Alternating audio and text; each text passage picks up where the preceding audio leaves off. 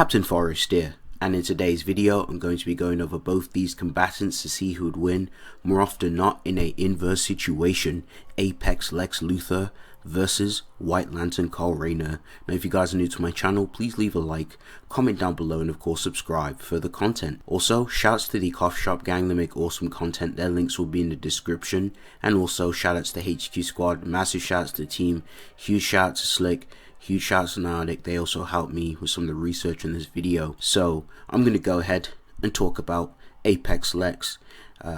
Then after I've done talking about some of his things that he's showing inverse, I'm going to go ahead and go over White Lantern Carl Rayner, and then I'm going to go ahead and give my overall thoughts on who I think wins more often not in a inverse situation. So starting off with Apex, in Justice League 2018, Lex Luthor took on a new form called Apex Lex after absorbing Martian Manhunter into his body and his body becoming more augmented by Perpetua. After Perpetua was released by Lex and the help of the Legion of Doom, he served Perpetua, becoming her right-hand man.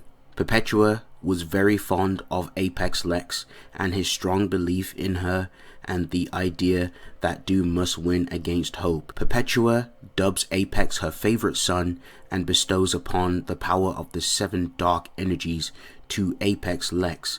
However, this required the use of betrayal and double-crossing, as Perpetua had used the other members of the League of Doom as tools to further reach her goals, including Lex Luthor as well. All these powers were given to Lex, as he describes that power as something he has never felt before. Lex now has the power of the Still Force, the Invisible Spectrum, and the Tear of Extinction. The Tear of Extinction was used by Cheetah when she coated it with her claws. When it deals damage, it negates immortality, preventing you from regenerating and resurrecting.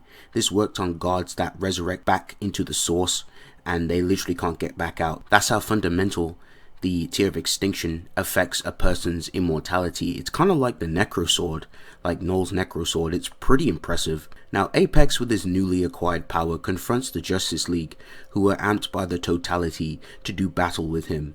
He demonstrates his use of the dark forces, such as body slamming John Stewart with UV constructs. We also see Apex take a hit from Totality amped Flash, and then we see Apex tag Flash with a blast from the Still Force, damaging and aging the Flash and also slowing him down. Very impressive. Apex casually one-shots Totality amped Wonder Woman with a blast of UV energy, and he wasn't even looking at her. Totality amped Superman punches Apex with a non-suppressed strike.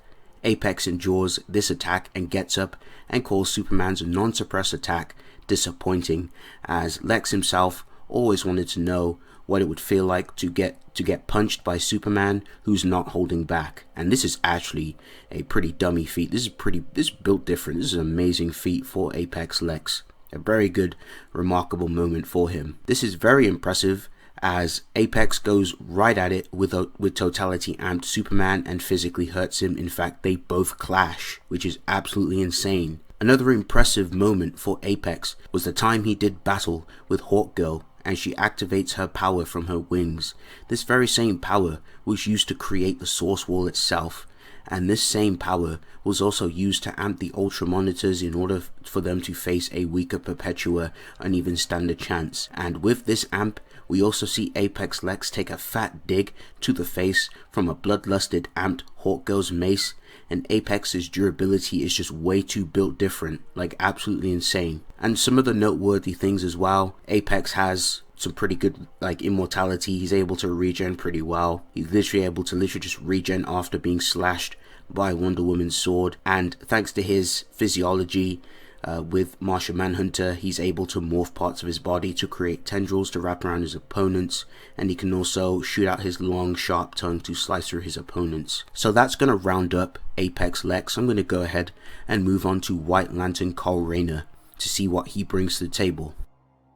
Now for starters, the White Lantern ring allows you to channel every emotion on the emotional spectrum, such as rage, greed, fear, will, hope, love, and compassion, making it one of the most powerful lantern rings. Some feats that comes to mind is the time where Sinestro merged with the Life Entity, making him the first White Lantern. The Life Entity is stated to be the thing that brought creation into existence.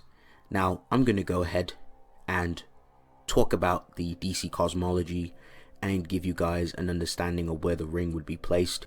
Universes in DC Comics are infinitely large. In Pre-Crisis, the narration is even noted and calls the space and infinite vastness. There exists other universes and dimensions within universes. As for geometric spatial dimensions, universes have at least 11 total spatial dimensions. A single universe has one temporal dimension, giving it a linear timeline. Space and time of a single universe are intertwined. There are infinite universes, not just 52. 52/local, not all of them. Every event, from invisibly small to trans-universal, spawns countless realities. Every decision spawns a new universe. DC's cosmology is repeatedly referenced to have a large number of higher spatial dimensions beyond the 11 that make up a single universe. Captain Thunder of Earth 276 crossed realities by folding himself through a 19th dimensional Mobius loop.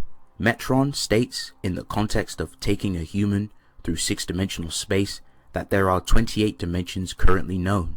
Rama Kushner states there are innumerable dimensions. The bleed, also called bleed space, is a dimension that can only be conventionally accessed by moving up through higher dimensions. It is the dimension that contains all universes, serving as the membrane keeping them apart and the bulk encompassing them. Universes grow within the bleed like crystals in solution. It's stated to be pan-dimensional, or of pertaining to all dimensions of reality. The ovary of worlds is the construct encompassing the universes and the bleed between and around them. It also contains the Rock of Eternity and House of Heroes, which exists outside the universes. The Speed Force is a dimension of energy that touches all parts of the ovary. It is described as the limit to matter on the main multiverse map by Grant Morrison. In the Speed Force, time does not exist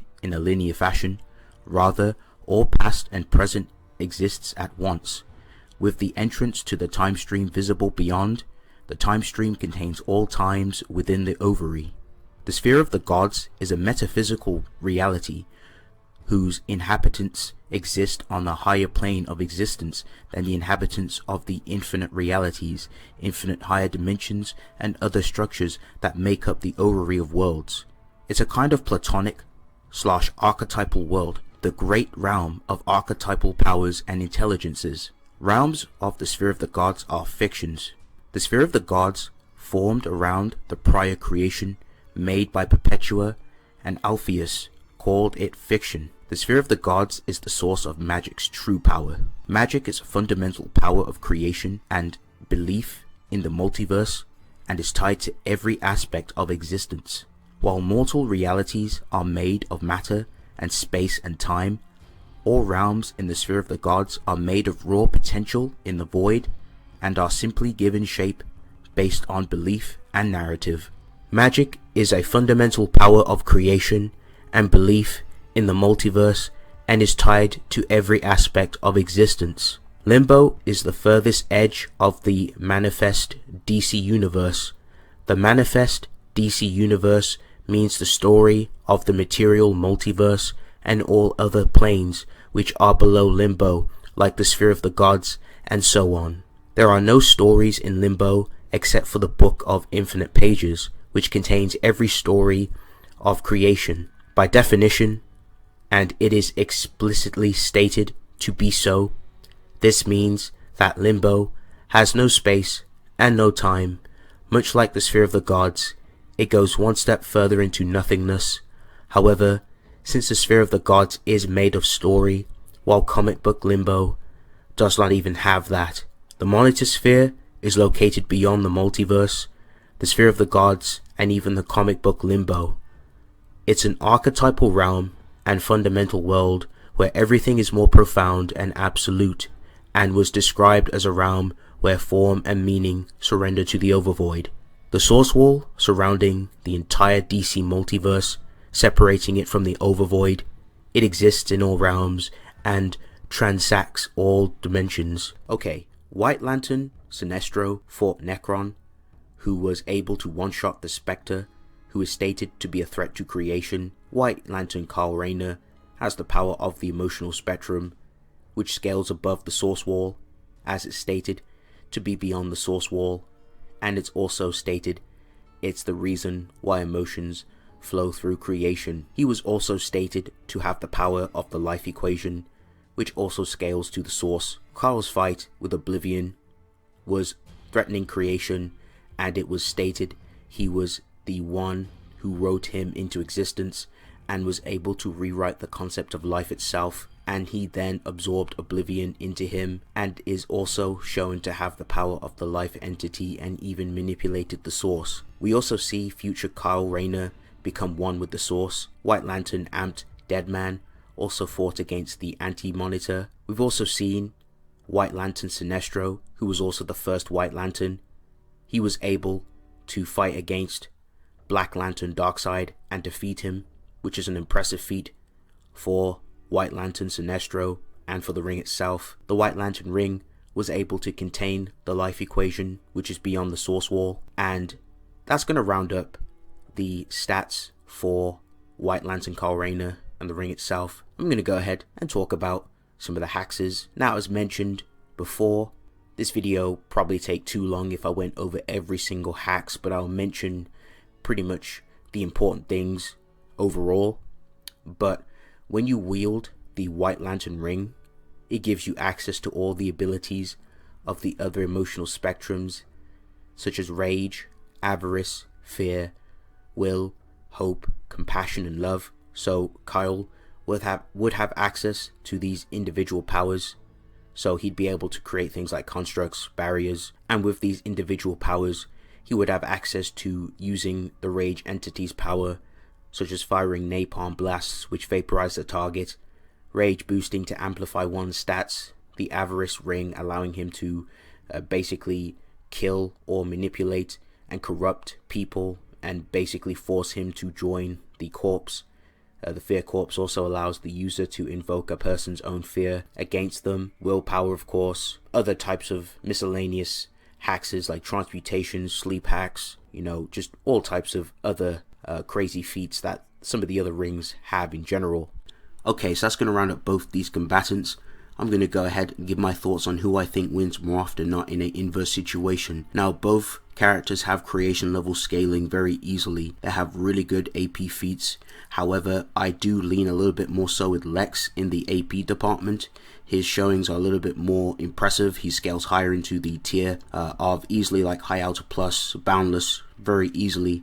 He would scale higher into those tiers. Now, the reasons why I give the AP section to Apex is just he has better feats. He's literally taking hits from like an amped Hawk Girl who was also being amped by the energies of the source wall, like just the source wall itself, like the energy that she was using, which is absolutely insane. That's a huge power up. That's easily creation level attacks he's taking, and he's just fine.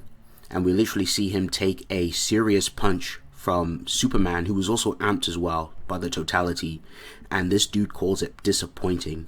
So right there and there, some really good scaling. He pretty much body slams the Justice League pretty easily, and he's just top dog. Those feats alone just add more to his AP, and I think they're more impressive more often not than White Lantern Rayner, unfortunately. Now, I don't think speed's going to be an issue, so I'm going to get right into this meal and tuck right into it. So, looking at both these combatants and what they can do in terms of win cons, of course, White Carl has his White Lantern ring, he has his other haxes and the other uses of the emotional spectrum. I think in this fight, White Lantern Rayner is going to have a bit of an issue with Apex. Apex Lex's win cons are actually pretty dangerous, since he has the powers of the 7 Dark Forces, especially with the Still Force. If he hits Carl with the Still Force, Carl is literally going to be like, he's going to be a slug. He can't move, he's slow as hell, he's going to start aging, and he's just going to get one shot that way. Another good win con as well, the UV energy Apex can use to also fire at Kyle, but I think Kyle will be just fine. He could just put up a barrier. Even if the barrier gets destroyed, You know, he has time to put up another one, so he does have some defensive and offensive means. And those hexes could also be an issue against Apex, especially if he utilizes some of the other emotional spectrums like the greed. That corruption could be an issue. More often than not, I do see like Apex winning in this fight, purely because of his hexes are just a lot more dangerous, especially with the Tear of Extinction.